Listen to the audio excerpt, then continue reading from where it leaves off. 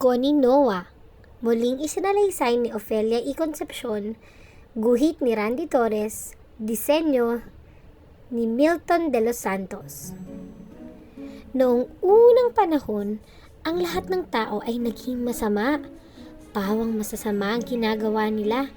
Hindi na sila sumusunod sa utos ng Diyos. Si Noah lamang at ang kanyang pamilya ang natirang mabuti.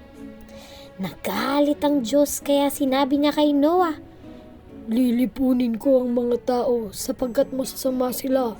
Ikaw lamang at ang iyong pamilya ang ililigtas ko. Ano po ang gagawin niyo?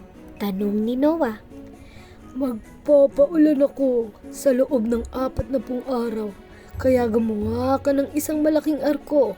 Isakay mo doon ang iyong pamilya upang maligtas. Utos ng Diyos kay Noah. Agad na sumunod si Noah sa utos ng Diyos. Noon din ay pumutol siya ng malalaking puno na gagawing arko. Katulong niya sina Shem, Ham at Japet. Ni hindi nagtanong ang mga anak kay Noah. Malaki ang paggalang at pagtitiwala ng mga ito sa kanya.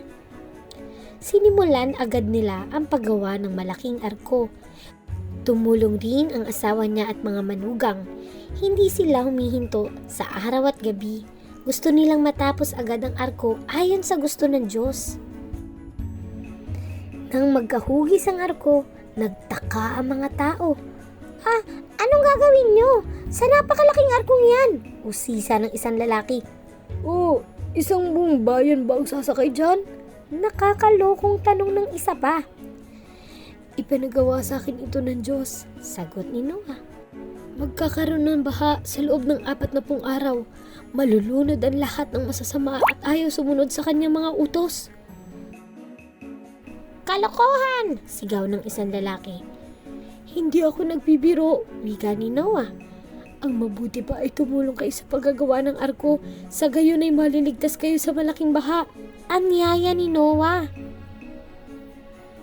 Hindi naniwala kay Noah ang mga tao. Inisip ng mga ito na nababaliw na siya. Nagpatuloy sila sa masasamang gawain.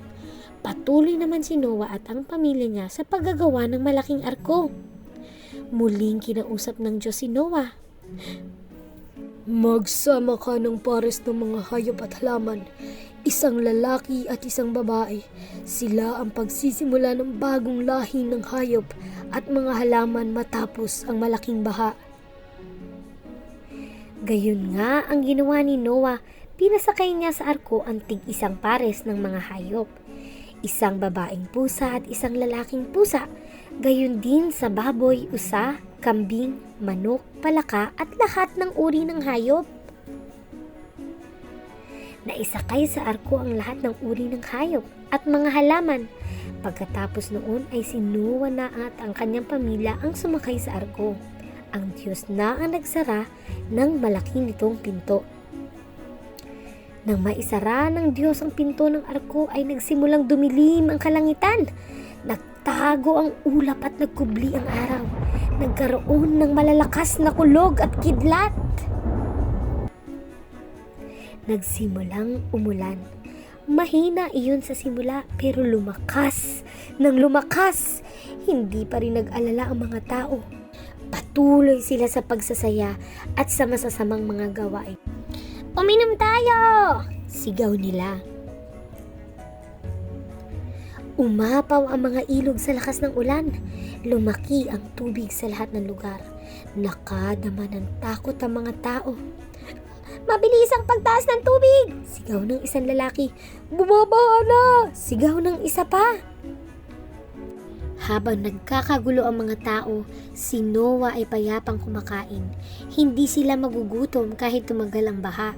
Sapat ang mga pagkaing inimbak sa arko para sa kanila at para sa mga hayop. Tumaas ng tumaas ang baha. Lumubog na ang mga bahay sa walang tigil na ulan. Tanaw ng mga tao ang malaking arko ni Noah. Noah, tulungan mo kami! Sigaw ng mga taong nakatingin sa arko. Palibhasa ay mabait. Habag na habag si Noah sa mga tao.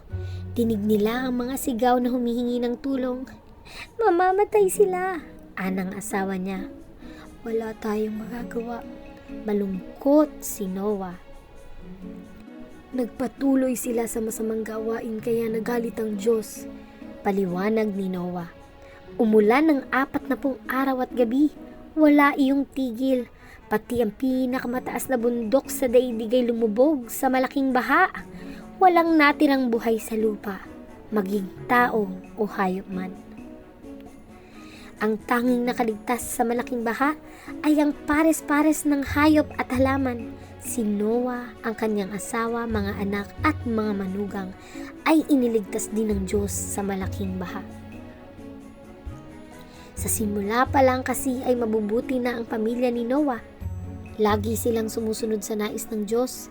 Pagkatapos ng malaking baha, sa pamilya ni Noah nagmula ang bagong lahi ng sangkatauhan.